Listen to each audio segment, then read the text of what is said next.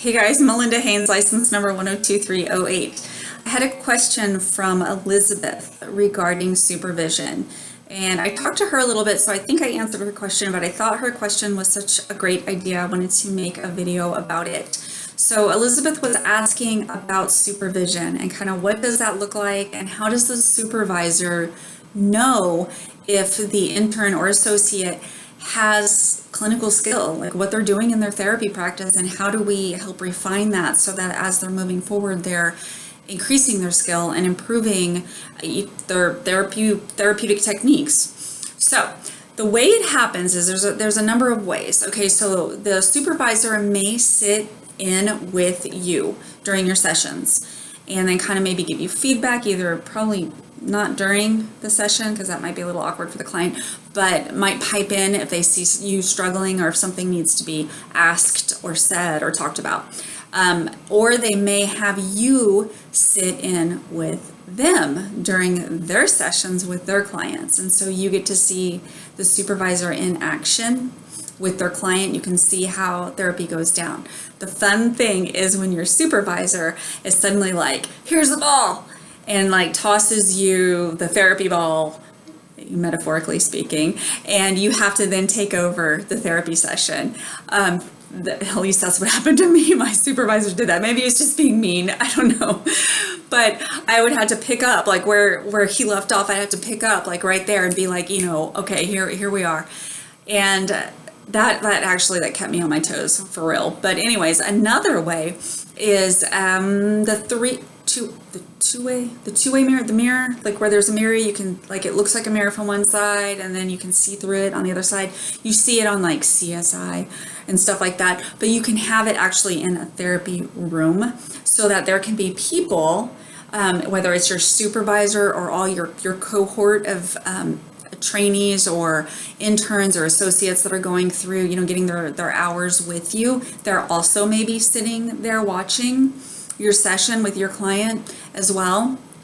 Another way is if your office has cameras, and so maybe the camera just like is in the corner there and it's so you can record the session, or you have to set up your camera, kind of set it to the side and like just video the whole session.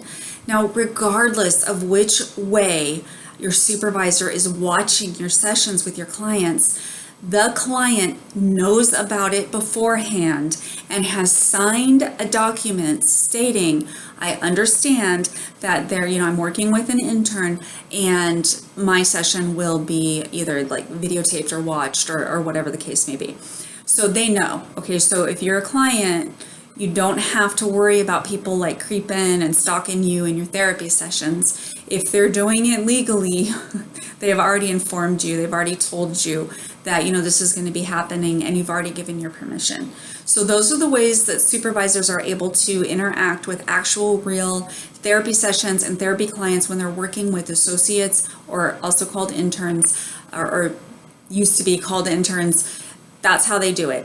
Okay, so then the material that we get from those sessions, that's what we talk about during our supervision, either individual meeting or our group supervision sessions. That's what we're going to talk about, that kind of stuff. What's going on with your clients, and do you remember when you said this or you did this, or do you remember when your client shifted their body language or did this certain thing or cleared their throat, whatever it was.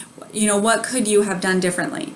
Or what if you would have tried this technique? What do you think your outcome would have been? And so that way the associate or the intern is kind of processing it for themselves, and they're thinking through like, I could have used that technique, or I could have asked that question, or I could have leaned my body in that way, or I could have pulled back this way. And so you're exploring all of the different things, not just textbook, this is what this theory is about, and, Piaget this and Freud that, and Erickson, I'm thinking child development. I can't even think, that's how fried my brain is, and this was like years ago from the testing, okay? But we're not just talking about theories and interventions or strategies. We're talking also about our body language and how does it impact us? when I'm an associate, when I'm an intern, what's going on with me? Because I need to be watching for that countertransference. I need to be dealing with that stuff. I need to be aware and have self-insight, because if somebody's issue is triggering my issue that I haven't dealt with yet, I have a responsibility now to go and deal with that issue. Because if I just leave it there, I push it down, I'm like, no, la, la, la, you don't exist. What's going to happen is I'm going to dump it out onto my clients unintentionally. And during that whole internship process, my supervisor is there to kind of pick up on that.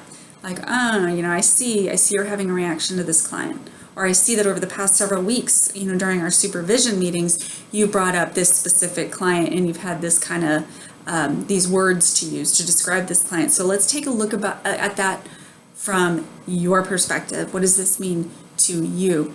So it's not just always about fix the client. It's about look at ourselves and our own process of learning to become a therapist. So that's what the supervision process is about. If you guys have any other questions, please post them below. You can contact me through my website at melindahaynes.com. And, just you can stop by and say hi. And don't forget to subscribe if you haven't. Okay, so I don't always post regularly anymore, but, I'm trying to do that. So anyways, thank you for watching and have a great day.